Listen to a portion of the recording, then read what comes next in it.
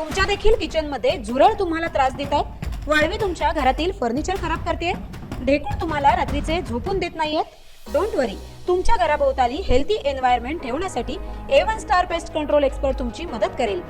आजच इन्स्पेक्शन किंवा सजेशन साठी आम्हाला कॉल करा। A1 star pest control services. नमस्कार, मी प्रणाली भोसले माझे कोकणच्या बातमीपत्रात आपल्या सर्वांचं मनपूर्वक स्वागत करते। बातमीपत्राला सुरुवात करण्याआधी पाहूयात हेडलाईन्स।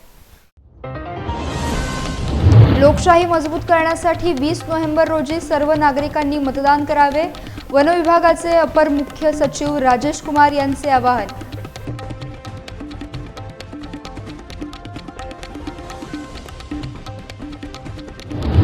त्या तांडेलाची हत्या करणाऱ्या संशयितास न्यायालयानं ठोठावली 2 दिवसांची पोलीस कोठडी, किरकोळ वादातून हत्या केल्याची दिली कबुली।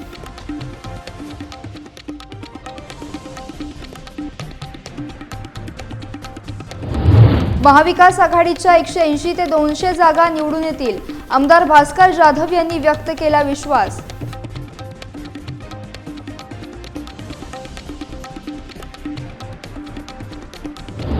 आणि विधानसभा निवडणुकीचे उमेदवारी अर्ज दाखल करण्याची मुदत संपली, अखेरच्या दिवशी शक्ती प्रदर्शन करत इच्छुकांनी दाखल केले उमेदवारी अर्ज।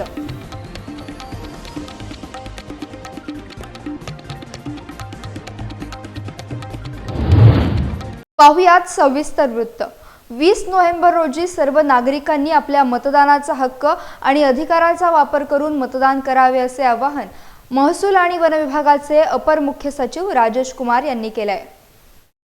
सर्व मतदार बंधूंना आणि भगिनींना माझा सादर नमस्कार। आपल्या सर्वांचा मतदान करणे हा एक अधिकारी आहे आणि आपलं सर्वांचं कर्तव्यही आहे। आपल्याला जाणीव आहे की 20 नोव्हेंबरला आपल्या राज्याचा मतदानाचा दिवस आहे। मी आपल्या सर्वांना आवाहन करतो की आपला मतदानाचा हक्क या राज्याच्या प्रत्येक मतदार जे 18 वर्षाचे वर आहे त्यांनी हक्क बजवावं आणि आपला अधिकारचा आपण पालन करावं।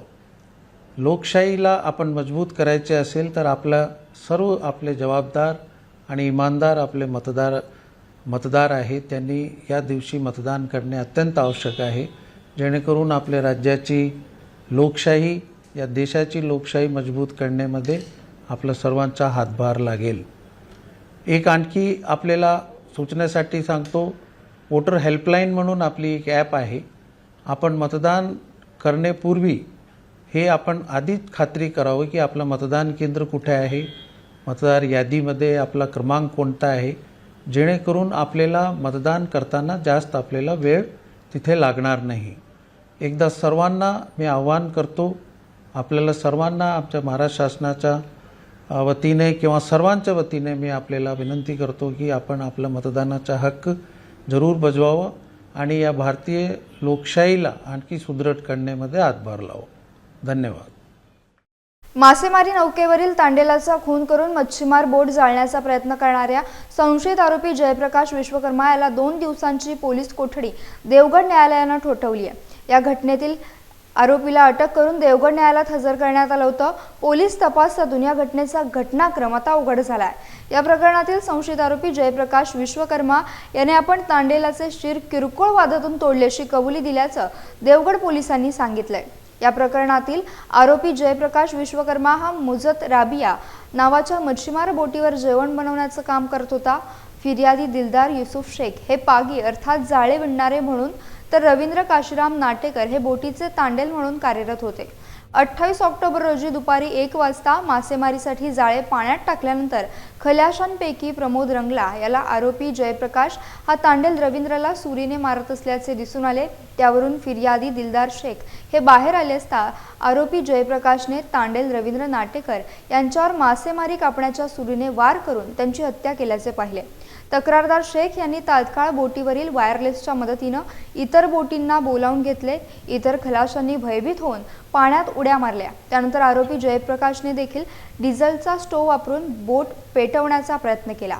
बोटीवर आग लागल्यानंतर तक्रारदार शेखने समुद्रात उडी मारली आणि आरोपीनेही समुद्रात उडी मारली। मदतीसाठी आलेल्या बोटीवरून आरोपी, खलाशी आणि जाळी तसेच बोट देवगड येथे आणण्यात आली। यावरून फिर्यादी शेख यांनी आरोपी जयप्रकाश विश्वकर्मा विरुद्ध तक्रार देवगड पोलीस ठाण्यात दाखल केली होती।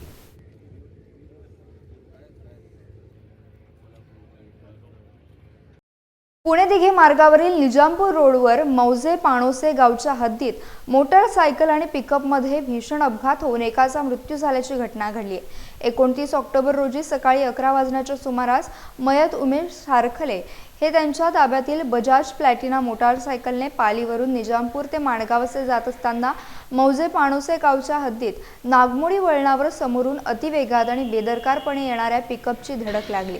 या धडकेत सारखेले यांच्या डोक्याला समोरील आणि दोन्ही हाताला गंभीर दुखापत झाल्याने त्यांचा मृत्यू झाला।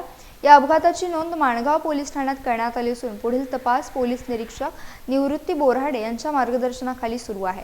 पुणे दिघे हायवे म्हणजेच माणगाव ते निजामपूर रोडवर असणारा हा अपघाती ब्लॅक स्पॉट असून या ठिकाणी वारंवार अपघात होऊन अनेक नागरिकांना आपला जीव गमवावा लागत असल्याने या वळणावर योग्य ती उपाययोजना करण्याची मागणी वाहन चालक आणि नागरिकांमधून होती आहे।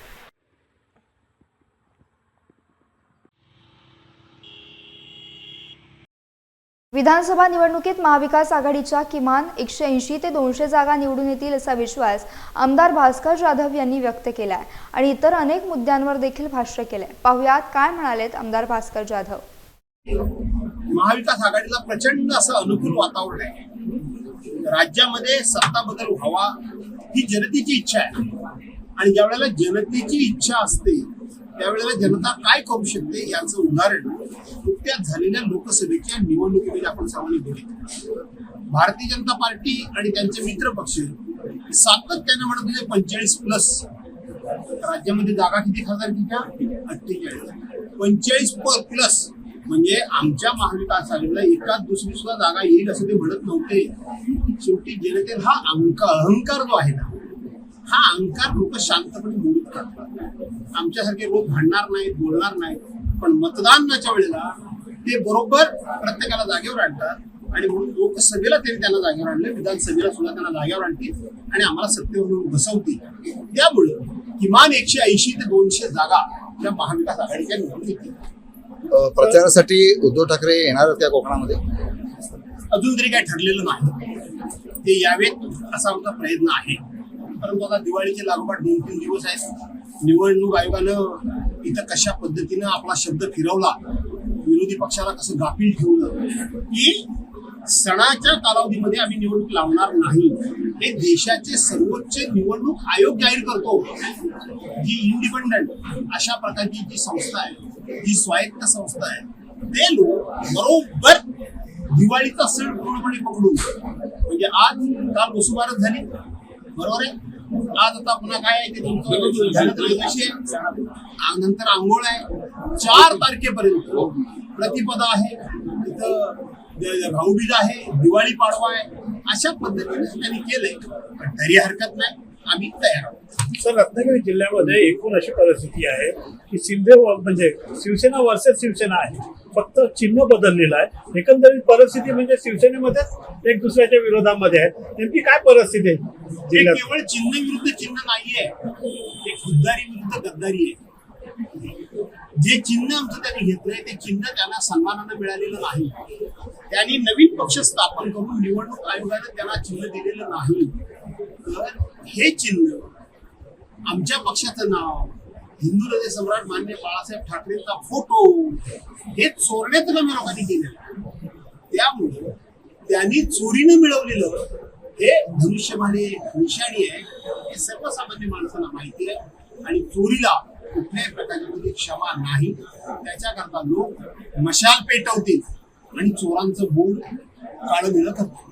महायुतीकडून आपल्या वाघ मतदारसंघामध्ये महायुतीकडून उमेदवार देण्यासाठी उशीर का लागला असेल? महायुतीला माहिती, मी कशाला त्यावर विचार करू? माझ्या समोर कोणी उभा राहायला तयारच नव्हता। भाजपने तयारी केली, आयत्या वेळेला भाजप मागे गेला। नंतर शिंदे सेनेनं केली, तो मुंबईतला कोणतरी आला, तो मागे गेला। त्याच्यानंतर आणखीन कोण आले होते, मी फार लक्ष देत नाही, त्यांना त्रास देत नाही। साहेब, महाविकास आघाडी आली पण इथे मित्रपक्ष असणाऱ्या काँग्रेसच्या जिल्हाध्यक्षांनी उमेदवारी अर्ज भरलेला आहे, त्या संदर्भात काय बोलणी? मला माहिती घेतली, मी त्यांच्याशी आता बोलणार आहे। माझ्या माहितीप्रमाणे ती जागा ते मागत होते, त्यांना असं वाटलं होतं की आम्हाला सुद्धा ही जागा मिळू शकते आणि म्हणून त्यांनी अर्ज भरून ठेवलाय। याचा अर्थ ते आमच्या विरोधात आहे असं आम्ही म्हणणार नाही। 4 तारखेपर्यंत जे कोणी समोर राहतात त्यांना आम्ही निवडणुकीमध्ये विरोधक समजू, पण अविनाश लाड आणि माझं अतिशय चांगले संबंध आहेत. मला असं वाटतं की ते काँग्रेस पक्षावर विश्वास आहे, समंजस माणूस आहे, ते आमच्या शब्दाचा मान राखतील असं मला वाटतं. रत्नागिरीतील जिजाऊ संघटनेचे सामाजिक कार्यकर्ते प्रथमेश गावणकर यांनी धनुष्यबाण हाती घेतला असून शिवसेनेत समर्थकांसह प्रवेश केल्यानंतर गावणकर यांची शिवसेनेच्या उपतालुका प्रमुखपदी नियुक्ती करण्यात आल्याची माहिती नामदार उदय सामंत यांनी पत्रकार परिषदेत दिली. रत्नागिरी तालुक्यात जिजाऊंच्या माध्यमातून प्रथमेश गावणकर यांनी मोठे सामाजिक संघटन उभे केले आहे. सर्वांना विश्वासात घेऊन गावणकर यांनी हा निर्णय घेतलाय. एका धडाडीच्या कार्यकर्त्याच्या कार्याची दखल घेणं हे माझं काम आहे. त्यामुळेच प्रथमेश यांना न्याय मिळावा यासाठी त्यांची शिवसेनेच्या उपतालुका प्रमुखपदी नेमणूक केली असल्याची माहिती नामदार सामंत यांनी दिली. तर आपल्या सगळ्यांना माहितीच आहे की प्रथमेश गावणकर माझ्यासोबत आता इथे आहेत. जिजाऊ नावाची सामाजिक संघटना जी आहे, पाडवी साहेब तुमच्यासाठी खास, त्याचं अतिशय चांगलं काम प्रथमेश संपूर्ण तालुक्यामध्ये करायचे. गेले 15 दिवस त्यांच्या सामाजिक कामाच्या संदर्भामध्ये आणि विशेषतः राजकारणामध्ये सक्रिय होण्याच्या निमित्तानं मी त्यांच्याशी चर्चा केलेली होती आणि त्याच्यानंतर त्याला मूर्त स्वरूप आलं आणि प्रथमेश गावणकरनी आजपासून शिवसेनेमध्ये धनुष्यबाण हातामध्ये घ्यायचा निर्णय घेतलेला आहे आणि स्वतः ते या ठिकाणी उपस्थित आहेत. एक महत्त्वाची गोष्ट अशी आहे की प्रत्येक सामाजिक स्तरावर काही कार्यकर्ते हे काम करत असतात. प्रतिकूल परिस्थितीमध्ये एखाद्यानं काम करणं हे फार कौतुकास्पद असतं आणि म्हणून मी ॲप्रिशिएट केलं की मी स्वतः जिल्ह्याचा पालकमंत्री आहे, मी शिवसेनेचा उपनेता आहे, मी उद्योगमंत्री आहे आणि अशा माझ्या मतदारसंघामध्ये अतिशय चांगल्या पद्धतीनं सामाजिक संघटना उभा करण्याचं काम प्रथमेशनं गेले 2 ते 3 वर्ष सातत्याने ह्या संपूर्ण परिसरामध्ये केलं.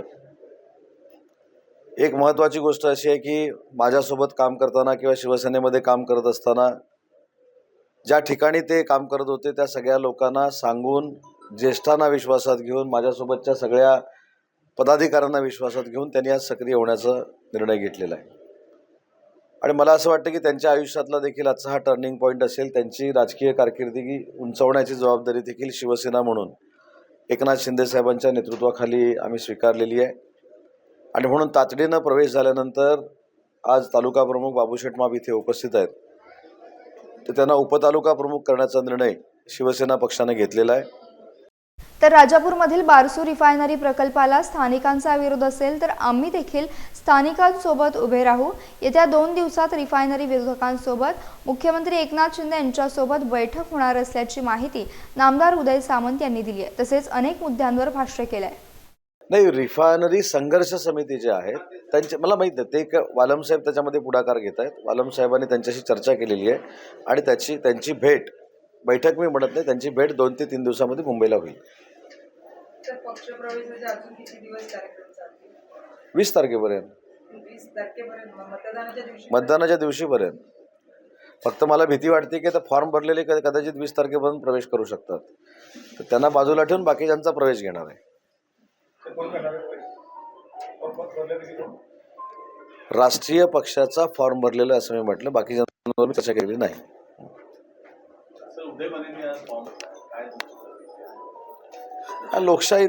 लोकशाहीमध्ये आता त्यांना वाटलं फॉर्म भरायचं, त्यांनी फॉर्म भरला. आता त्यांनी फॉर्म का भरला याचं उत्तर एका उदयनं फॉर्म भरलाय, त्याचं उत्तर दुसरा उदय कसा काय देऊ शकतो? की मी फॉर्म भरलाय त्याचं उत्तर ते कसं काय देऊ शकतात? त्यामुळे त्यांनी जो अपक्ष म्हणून फॉर्म भरलेला आहे त्याचं उत्तर तेच देतील. सर, ते समोर उभे राहिले नाही, आता माझ्याकडे 13 फॉर्मची यादी आलेली आहे. त्याच्यातले 3 फॉर्म माझे आहेत, त्यातले 2 फॉर्म विड्रॉ होतील. सुरेंद्र उर्फ बाळासाहेब मानेंचे 3 फॉर्म आहेत, त्याच्यातले 2 फॉर्म विड्रॉ होतील आणि 9 उमेदवार राहतील असं एकंदरीत दिसतंय. शेवटी प्रत्येकजण प्रतिस्पर्धी आहे. यासह बातमीपत्रात वेळ झाली एका छोट्याशा विश्रांतीची. तुम्ही कुठेही जाऊ नका, पाहत रहा फक्त माझे कोकण. खुश खबर, खुश खबर, खुश खबर. मैं रमेश मनोहर सागवेकर ज्वेलर्स सोने, चांदी व मोत्याचे तसेच आकर्षक हॉलमार्क व अत्याधुनिक पद्धतीचे दागिने मिळण्याचे खेडमधील एकमेव ठिकाण. मैं रमेश मनोहर सागवेकर ज्वेलर्स घेऊन येत आहे ग्राहकांसाठी दसरा आणि दीपावली निमित्त आकर्षक भेट कुपन योजना. 7 सप्टेंबर ते 10 नोव्हेंबर 2024 या कालावधीत ग्राहकांना मिळणार 25,000 रुपयांच्या सोने व चांदी रोख खरेदीवर आकर्षक भेट कुपन. प्रथम विजेत्यास 2 व्हीलर तर वॉशिंग मशीन AC सह इतर 101 भेटवस्तूंची लयलूट, खास दसरा आणि दीपावली निमित्त. मग वाट कसली पाहताय? आजच आपल्या ज्वेलर्सला भेट द्या. आमचा पत्ता सोनाराळी, तालुका खेड, जिल्हा रत्नागिरी. तसेच पोलादपूर बाजारपेठ, मारुती मंदिर शेजारी, तालुका पोलादपूर, जिल्हा रायगड. अधिक माहितीसाठी आजच संपर्क करा. संपर्क क्रमांक 92 70 28 43 23 आणि 77 41 08 93 15. विश्रांतीनंतर माझे कोकणमध्ये पुन्हा एकदा स्वागत. रायगडमधील श्रीवर्धन मतदारसंघातून महाविकास आघाडी राष्ट्रवादी शरद पवार गटाकडून अनिल नवगणे यांनी उमेदवारी अर्ज दाखल केला. यावेळी एसटी स्टँड, सोमजाई मंदिर ते सार्वजनिक बांधकाम कार्यालय मिरवणूक काढण्यात आली. श्रीवर्धन मतदारसंघात आता राष्ट्रवादी विरुद्ध राष्ट्रवादी असा सामना रंगणार आहे. अनिल नवगणेंनी उद्धव बाळासाहेब ठाकरे गटाच्या जिल्हाप्रमुख पदाचा राजीनामा देत शरद पवार राष्ट्रवादी गटामध्ये प्रवेश करून मोठ्या जल्लोषात आणि असंख्य कार्यकर्ते, पदाधिकारी यांच्या उपस्थितीत निवडणूक अधिकारी महेश पाटील यांच्याकडे आपला उमेदवारी अर्ज दाखल केला. यावेळी मोठ्या संख्येने समर्थक आणि कार्यकर्ते उपस्थित होते. आज मी महाविकास आघाडीच्या माध्यमातून शरद पवार NCP यांच्या माध्यमातून आज मी माणसाची तुतारी या चिन्हावर आज मी इथे फॉर्म दाखल केलेला आहे. हा मतदारसंघ राष्ट्रवादी शरद पवार गटाला सुटल्यामुळे त्याच्यामुळे हा माझ्यासारख्या गेले कित्येक वर्ष या मतदारसंघामध्ये शिवसैनिक म्हणून, जिल्हा प्रमुख म्हणून मी काम केलं आणि माझ्या सर्व शिवसैनिकांच्या आणि तमाम या श्रीवर्धन मतदारसंघातल्या सर्व आघाडीतल्या प्रमुख नेत्यांचं आणि सर्वांचंच म्हणणं झालं की ही निवडणूक साहेब आपल्याला लढायची आहे आणि त्यासाठी खऱ्या अर्थाने मी घेतलेला हा निर्णय आहे. आज तसं मी हा निर्णय घेण्याच्या आधी पक्षातल्या वरिष्ठ नेत्यांना तसं मी कळवलं. माझं कालच मी माझा जिल्हा प्रमुख आणि शिवसेना सदस्यत्वाचा राजीनामाही कालच मी सुपूर्द केला. मी काल मिलिंद नार्वेकर जे पक्षाचे सचिव आणि नेते त्यांच्याकडे दिला. आमचे संपर्क प्रमुख जे नागेंद्र राठोड आहेत त्यांच्याकडेही पाठवून दिलं. त्यानंतर विनायक राऊत साहेबांकडे पण काल मी हा राजीनामा आणि सदस्यत्वाचा जिल्हा प्रमुख आणि सदस्यत्वाचा राजीनामा दिला आणि आज सकाळी ही बातमी आली. परंतु मी महाविकास आघाडीच्या माध्यमातूनच लढतोय, त्याच्यामुळे सर्वांनी समजून घेतलं पाहिजे. काहीतरी त्यांचा वरती गैरसमज झालाय असं आम्हाला थोडंसं मला वाटतं. रायगड जिल्ह्यातल्या पेणपाली, सुधागड, रोहा विधानसभा मतदारसंघाचे शेतकरी कामगार पक्षाचे उमेदवार अतुल म्हात्रे यांनी आपल्या कार्यकर्ते आणि समर्थकांसह पेणमधून शक्ती प्रदर्शन करत आपला उमेदवारी अर्ज दाखल केला. अतुल म्हात्रेंना उमेदवारी मिळाल्यानं कार्यकर्त्यांमध्ये नवउत्साह संचारला असल्याची प्रतिक्रिया यावेळी कार्यकर्ते आणि समर्थकांमधून येत आहे.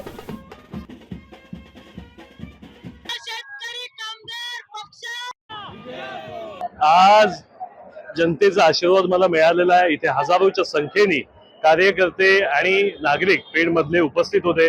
त्यांनी ज्या प्रकारचा प्रतिसाद दिला, खरोखर म्हणजे मला आश्चर्य वाटतंय की ह्या कालावधीमध्ये इतक्या लोकांपर्यंत आपण पोहोचू शकलो आणि ते खरोखर तत्परतेने त्यांना खरोखर हा जो बदल या शहरामध्ये, या विधानसभा मतदारसंघामध्ये हवा आहे त्याची आज सुरुवात झालेली आहे आणि आपल्याला लवकरच हा बदल पाहायला मिळणार आहे. रायगड जिल्ह्यातल्या पेणपाली, सुधागड मतदारसंघातून शिवसेना उद्धव बाळासाहेब ठाकरे पक्षाकडून प्रसाद भोईर यांना उमेदवारी जाहीर झाल्यानंतर त्यांच्या कार्यकर्ते आणि समर्थकांमध्ये उत्साहाचं वातावरण पाहायला मिळालं. काल प्रसाद भोईर यांनी माजी केंद्रीय मंत्री अनंत गीते, किशोर जैन, नरेश गावण, समीर म्हात्रे आणि जगदीश ठाकूर यांच्या प्रमुख उपस्थितीत मोठे शक्ती प्रदर्शन करत विधानसभा निवडणुकीसाठी उमेदवारी अर्ज दाखल केला. शिवसेना उद्धव बाळासाहेब ठाकरे पक्षाच्या वतीने आज अधिकृतरित्या मी माझा पेण विधानसभा निवडणुकीकरता उमेदवारी अर्ज दाखल केलेला आहे. पेण, सुधागड, रोहा या तालुक्यातील सर्वसामान्य जनतेला बदल हवाय आणि त्या बदलाचा एक माध्यम म्हणून कुठेतरी मी ही निवडणूक लढवण्याचा निर्णय घेतला.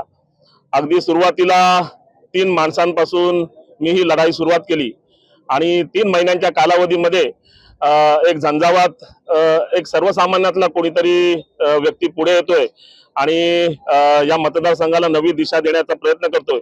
या भावनेतून सर्वसामान्य माणूस माझ्या पाठी एकवटला आणि याचीच दखल घेऊन गीते साहेबांच्या नेतृत्वात पक्षप्रमुख उद्धव बाळासाहेब ठाकरे साहेबांनी मला संधी देऊन या मतदारसंघातून प्रतिनिधित्व करण्यासाठी जी परीक्षा द्यायची आहे आणि जी कसोटी द्यायची आहे, लोकांसमोर सामोरं जायचं आहे, त्यासाठी म्हणून मी आज माझा उमेदवारी अर्ज दाखल केलाय. या मतदारसंघामध्ये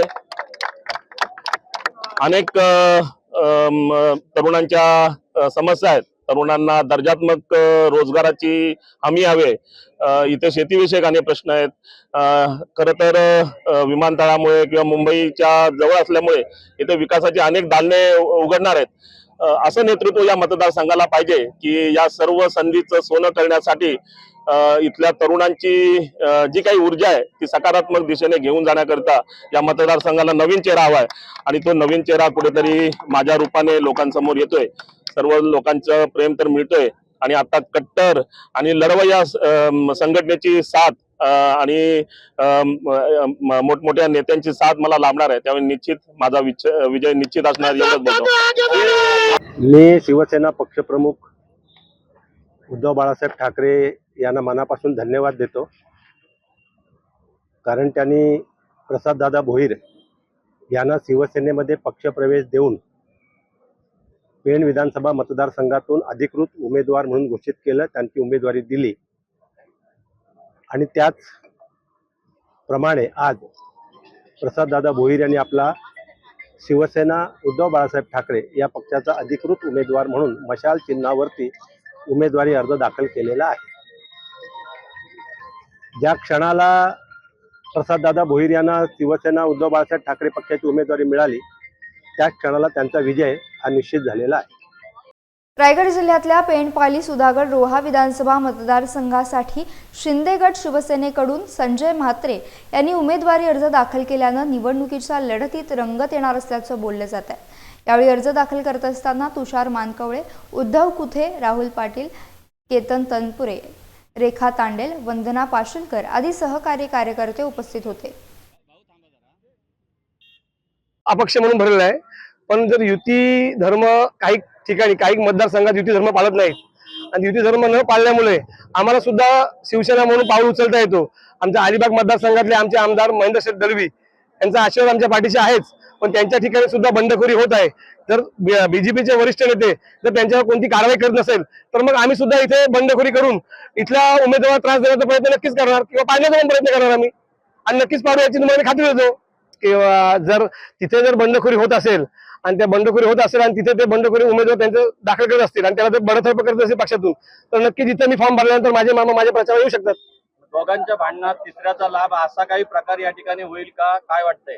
नाही होणार. जर मामा भाची आम्ही दोघे होतो तर नक्कीच आम्ही दोघे पण निवडून येऊ याची मला खात्री आहे. ऐरोली विधानसभेचे माजी विरोधी पक्षनेते आणि शिंदे गटाच्या शिवसेनेचे विजय चौगुले हे निवडणूक लढवण्यासाठी इच्छुक होते. मात्र महायुतीमधून ही जागा भाजपच्या वाट्याला आल्यानं भाजपने विद्यमान आमदार गणेश नाईक यांना पुन्हा संधी दिली. यामुळे नाराज विजय चौगुले यांनी जोरदार शक्ती प्रदर्शन करीत अखेरच्या दिवशी आपला उमेदवारी अर्ज दाखल केला आहे. यावेळी काही पदाधिकाऱ्यांसह शिवसेनेच्या माजी नगरसेवकांसह पदाधिकाऱ्यांनी हजेरी लावल्यानं शिवसेनेतील मोठे बंड पुन्हा एकदा चव्हाट्यावर आले. भाजपच्या वाट्याला ऐरोली विधानसभा गेल्यानं निर्धार केल्यानुसार अखेर विजय चौगुले यांनी अपक्ष अर्ज दाखल केलाय. या शक्ती प्रदर्शनासाठी तुर्भे येथील माजी नगरसेवक सुरेश कुलकर्णी, राजू शिंदे यांच्यासह ऐरोली विधानसभा क्षेत्रातील अपवाद वगळता सर्वच माजी नगरसेवक पदाधिकाऱ्यांसह हजारोंच्या संख्येनं नागरिक उपस्थित होते. यासह बातमीपत्रात वेळ झाली एका छोट्याशा विश्रांतीची. तुम्ही कुठेही जाऊ नका, पाहत रहा फक्त माझे कोकण. मे गांधी क्लॉथ स्टोअर्स, मे गांधी एंटरप्राइजेस आणि गांधी क्रिएशन्स घेऊन येत आहे दसरा दिवाळी निमित्त भरघोस सूट. नवीन स्टॉक उपलब्ध. Shooting, shirting, sari, dress material, hosiery, bedsheet, चादर तर अत्याधुनिक पद्धतीच्या नाविन्यपूर्ण साड्या, बनारस, चंद्रकोर Paithani, Calcutta, linen, cotton silk आणि विविध डिझायनर साड्या. तर गांधी क्रिएशन्स मध्ये shirts, pants, T shirts, jeans, suits, sherwani, jackets, track pant, trousers, belts, wallets या सर्व गोष्टी उपलब्ध. आमचा पत्ता बाजारपेठ, खेड. विश्रांतीनंतर माझे कोकणमध्ये पुन्हा एकदा स्वागत. नवी मुंबईतील उरण विधानसभा मतदारसंघातून प्रीतम म्हात्रे यांनी उमेदवारी अर्ज दाखल केलाय. स्थानिक राजकारणात सक्रिय असलेले प्रीतम म्हात्रे हे उरणमधील प्रतिष्ठित नेते मानले जातात. निवडणूक अर्ज दाखल करत असताना त्यांचे समर्थक आणि कार्यकर्ते मोठ्या संख्येने उपस्थित होते. उरणमध्ये या निवडणुकीत विविध पक्षातील दिग्गज उमेदवारांचं आव्हान प्रीतम म्हात्रे यांच्या समोर आहे. त्यामुळे ही निवडणूक प्रीतम म्हात्रे यांच्यासाठी मोठी कसोटीची ठरणार आहे. मात्र 100% विजय आम्ही खेचून आणणार असा विश्वास प्रीतम म्हात्रे यांनी व्यक्त केला आहे.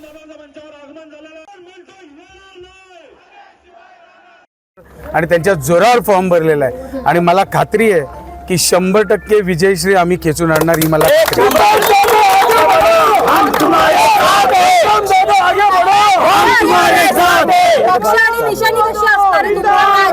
ती आता आपल्याला उद्या स्क्रुटिनी आहे, त्यानंतरच आपल्याला निशाणी समजेल असं मला वाटतं. तेच आत्ता सांगितलं की आत्तापर्यंत निर्णय कोणालाच आलेला नाही आहे. त्यामुळे शेतकरी कामगार पक्षाच्या एबी फॉर्मवर आम्ही भरला आहे, मनोहर शेठ यांनी त्यांच्या शिवसेनेच्या एबी फॉर्मवर भरला आहे. कोणी माघार घ्यायची हे तुम्हाला या 2-4 दिवसात कळेल. आणि मग त्या परिस्थितीमध्ये आम्ही इथे मोठ्या भाऊ आहोत, तर मोठ्या भावाच्या भूमिकेत आम्ही फॉर्म भरला आहे. त्यामुळे